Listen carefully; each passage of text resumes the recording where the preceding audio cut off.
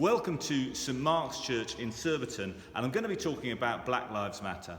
And you might think, well, what has a suburban church in southwest London got to do with that? And I would say we are in a culture in which black lives maybe haven't been properly represented. And to illustrate this, I'm up next to one of the pieces of stained glass. And if you look behind me, you can see scenes of church life. Now, these scenes were not from the 19th century. They were put here in the 1950s, or maybe the 1960s. This was rebuilt in 1960 after the war. And what they try to show is what the church could look like today. It's, in a sense, an idealised picture of the church. So you've got a baptism, you've got an ordination, and you've got a confirmation. But one of the funny things that you must recognise about that is there aren't any black people anywhere. Now, remember, Windrush starts off in 1948, so it's not like there are no black people in Britain, but somehow there are no black people in this stained glass, and we're left with this stained glass because it's permanent, and some of it is really good.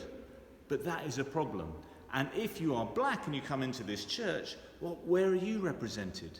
You're not represented anywhere.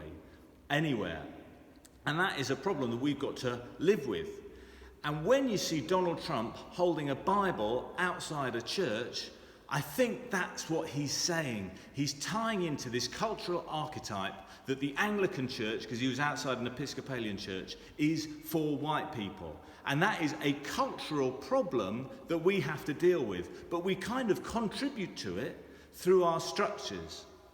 The real danger is when it moves from a blind spot to active discrimination. And you could think, yes, well, George Floyd, that happens in America, it's nothing to do with us. And to some extent, there's a truth. I don't think that level of brutality would happen in the UK. I could be wrong, but I don't think it would.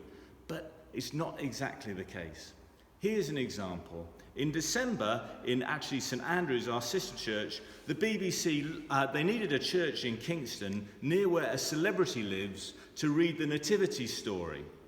The celebrity was Stormzy, and we were the church, and we said yes, we thought it was brilliant. Now, not that much exciting happens in our church, so I was pretty excited to tweet about it. It's the only tweet our church has ever sent out that has had a complaint. Someone said, I don't think Stormzy is the right kind of person to be reading the Nativity story. This is Stormzy, who sang Blinded by Your Grace, a fantastic gospel song, which he'd written in front of millions of people watching the Glastonbury Festival. This is one of the most devout public Christians there is, and yet he's not the right sort of person. There was a Telegraph journalist, Alison Pearson. She wrote complaining to the BBC, saying that Stormzy is not the sort of person who should be reading the gospel story. Well, what is wrong with him? Why is he not the right kind of person?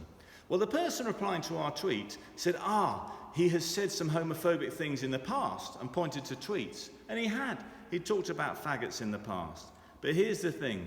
Stormzy had noted that and apologised for it and said that's what he did as a young man. When Boris Johnson wrote about bum boys, he's never apologised for it. And yet Alison Pearson is very happy that Boris Johnson is the Prime Minister, because I think he is the sort of person she thinks is right to be running the country. What is the right sort of person? That is the kind of racism that exists around the place. That is why, of course, all lives matter. But sometimes you have to note that black lives, in our representation and in our lived reality, don't seem to matter as much as they should. And so that is why this is something that we really need to deal with in Surbiton, even now, despite all you think. So that is why I think we should be responding to the Black Lives Matter campaign.